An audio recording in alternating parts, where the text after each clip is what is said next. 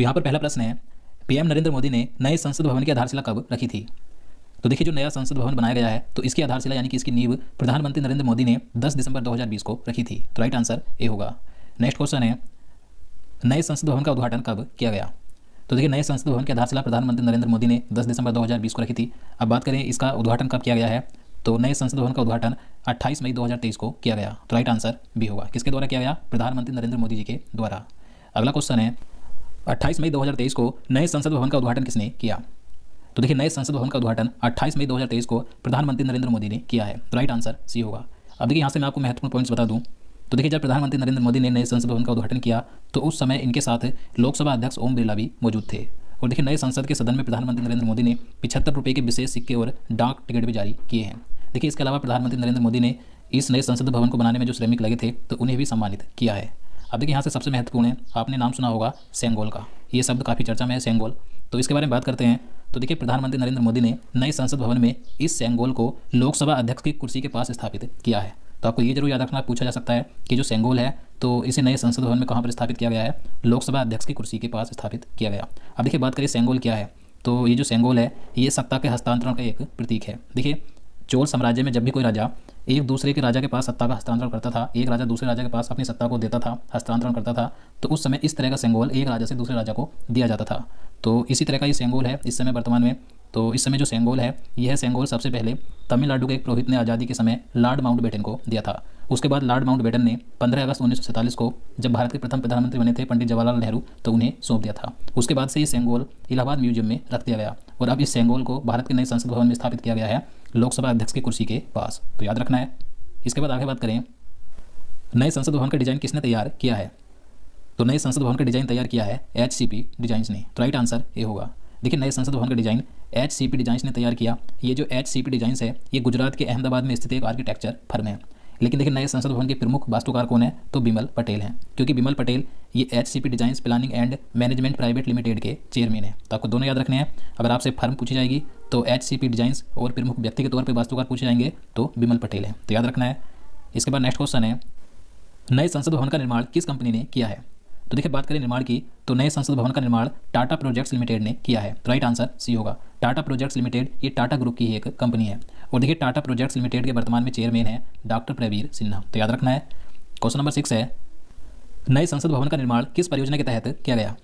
तो देखिए महत्वपूर्ण प्रश्न है। तो इसका निर्माण किया गया है सेंट्रल विस्टा पुनर्विकास योजना के तहत। तो राइट आंसर बी होगा। नेक्स्ट क्वेश्चन है, नए संसद भवन का क्षेत्रफल कितना है? तो देखिए नए संसद भवन का क्षेत्रफल है 65,000 वर्ग मीटर। तो राइट आंसर ए होगा। अगला क्वेश्चन है, नए संसद भवन का आकार किस तरह का है? तो देखिए जो पुराना संसद भवन है तो उसका आकार गोलाकार है, जबकि अब जो नया संसद भवन बनाया गया है तो इसका आकार है त्रिकोणीय यानी कि तिकोना। तो राइट आंसर बी होगा। नेक्स्ट क्वेश्चन है, नए संसद भवन को बनाने में कुल कितने रुपए का खर्च आया है? तो राइट आंसर ऑप्शन डी होगा, लगभग 1200 करोड़ रुपए। अब देखिए ये राशि आपको कई जगह पर अलग अलग मिल सकती है, लेकिन मैं आपको बता दूं देखिए जो नए संसद भवन को बनाने का प्रोजेक्ट था वो 971 करोड़ रुपए का था, लेकिन बाद में लगभग 200 करोड़ रुपए से और बढ़ा दिया गया। तो अब जो इसका जो कुल फाइनल हुआ है इसको बनाने में लगभग 1200 करोड़ रुपए की इसमें कुल लागत आई है। और देखिए जो पुराना संसद भवन है उसको बनाने में 83 लाख रुपये लगे थे। तो याद रखना है। क्वेश्चन नंबर 10 है, नया संसद भवन कितने मंजिला इमारत का है? तो देखिए जो पुराना संसद भवन है वो 3 मंजिला इमारत का है और जो अब नया संसद भवन बनाया गया है ये 4 मंजिला इमारत का है। इसके बाद नेक्स्ट क्वेश्चन है, नए संसद भवन में लोकसभा के लिए कितनी सीटें हैं? तो राइट आंसर ए होगा, 888 सीटें। तो देखिए जो नया संसद भवन बनाया गया है तो इसमें लोकसभा के सांसदों के बैठने के लिए 888 सीटें रखी गई हैं, जबकि जो पुराना संसद भवन है तो इसमें लोकसभा के लिए 543 सीटें हैं। अब देखिए इनकी संख्या क्यों बढ़ाई गई है, क्योंकि अगर भविष्य में कभी सांसदों की संख्या बढ़ाई जाती है तो उनके बैठने के लिए सीटें कम ना पड़ी, इसलिए इनकी संख्या बढ़ाई गई है। और देखिए नए संसद भवन में जो लोकसभा चैम्बर है तो वह राष्ट्रीय पक्षी मोर की थीम पर आधारित है।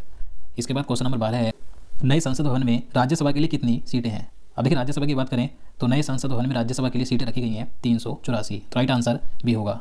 तो नए संसद भवन में राज्यसभा के लिए सीटें हैं 384, जबकि पुराने संसद भवन में राज्यसभा के लिए सीटों की संख्या है 250। और देखिए राज्यसभा चैम्बर को राष्ट्रीय फूल कमल की थीम पर तैयार किया गया है। इसके बाद अगला क्वेश्चन है, नए संसद भवन में संयुक्त सत्र का आयोजन कहाँ होगा? तो राइट आंसर भी होगा, लोकसभा हॉल में। तो देखिए जो पुराना संसद भवन है तो उसमें संयुक्त सत्र यानी कि जो संयुक्त बैठक होती है तो उसका आयोजन केंद्रीय कक्ष में होता था, लेकिन अब जो नया संसद भवन बनाया गया है तो उसमें केंद्रीय कक्ष नहीं है, तो उसमें संयुक्त सत्र का जो आयोजन है वो लोकसभा हॉल में होया करेगा। और देखिए जो लोकसभा हॉल है इसमें संयुक्त सत्र के दौरान एक साथ 1272 सांसद बैठ सकते हैं। तो याद रखना है कि नए संसद भवन में संयुक्त सत्र का आयोजन लोकसभा हॉल में होगा। नेक्स्ट क्वेश्चन है, नए संसद भवन में कितने समिति कक्ष का निर्माण किया गया है? तो राइट आंसर सी होगा 6। तो जो नया संसद भवन है इसमें 6 समिति कक्ष का निर्माण किया गया, लेकिन जो पुराना संसद भवन है इसमें सिर्फ ऐसे 3 ही कक्ष हैं। देखिए इसके अलावा नए संसद भवन में भारत की लोकतांत्रिक विरासत को प्रदर्शित करने के लिए एक कॉन्स्टिट्यूशन हॉल का निर्माण भी किया गया है। देखिए इसके अलावा नए संसद भवन में पुस्तकालय, एक भोजन कक्ष और सदस्यों के लिए पर्याप्त पार्किंग की व्यवस्था भी की गई है। देखिए इसके अलावा नए संसद भवन में modern audio video visual system भी लगाया गया है। और देखिए सभी सांसदों की टेबल पर टैबलेट की व्यवस्था भी की गई है। इसके बाद अगला क्वेश्चन है, पुराना संसद भवन कब बनकर तैयार हुआ था? तो देखिए पुराने संसद भवन की बात करें जो कि ब्रिटिश काल में बना था अंग्रेजों के समय पर, तो पुराना संसद भवन बनकर तैयार हुआ था 1927 में। तो राइट आंसर सी होगा।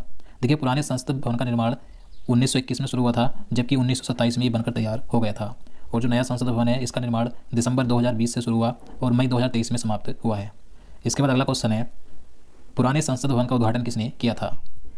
तो राइट आंसर ऑप्शन बी होगा, लॉर्ड इरविन ने। तो देखिए पुराने संसद भवन का उद्घाटन 18 जनवरी 1927 को वायसराय लॉर्ड इरविन ने किया था, जबकि जो नया संसद भवन है इसका उद्घाटन 28 मई 2023 को प्रधानमंत्री नरेंद्र मोदी जी ने किया है। तो दोनों याद रखने हैं। इसके बाद क्वेश्चन नंबर 17 है, पुराने संसद भवन का डिजाइन किसने तैयार किया था? तो राइट आंसर ऑप्शन ए होगा, एडविन लुटियंस और हार्बर्ट बेकर ने। तो ये दोनों ब्रिटिश वास्तुकार थे, इन्होंने पुराने संसद भवन का डिजाइन तैयार किया था। नेक्स्ट क्वेश्चन है, भारत का सर्वोच्च विधायी निकाय क्या है? तो भारत का सर्वोच्च विधायी निकाय है संसद यानी कि पार्लियामेंट। तो राइट आंसर बी होगा। नेक्स्ट क्वेश्चन है, संसदीय गठन का प्रावधान संविधान के किस अनुच्छेद में है? तो इसका आंसर ऑप्शन ए होगा, अनुच्छेद 79 में। तो भारतीय संविधान के अनुच्छेद 79 के तहत संसद के गठन का प्रावधान किया गया है और अनुच्छेद 80 में लोकसभा का गठन है और अनुच्छेद 81 में राज्यसभा। इसके बाद अगला क्वेश्चन है, भारतीय संसद के कितने अंग होते हैं? तो भारतीय संसद के 3 अंग होते हैं। तो इसका आंसर बी होगा। अब देखिए कौन कौन से, तो संसद के 3 अंग होते हैं, राष्ट्रपति, लोकसभा और राज्यसभा। जबकि संसद के देखिए 2 सदन होते हैं, लोकसभा और राज्यसभा। तो याद रखना कि अंग पूछा जाएगा तो 3 होते हैं और सदन पूछा जाएगा 2 होते हैं। अगला क्वेश्चन है, भारत में संसदीय व्यवस्था किस देश से ली गई है? तो देखिए भारत में जो संसदीय प्रणाली की व्यवस्था है तो इसे ब्रिटेन के संविधान से लिया गया है। तो राइट आंसर डी होगा। तो दोस्तों आज के लिए इतना ही।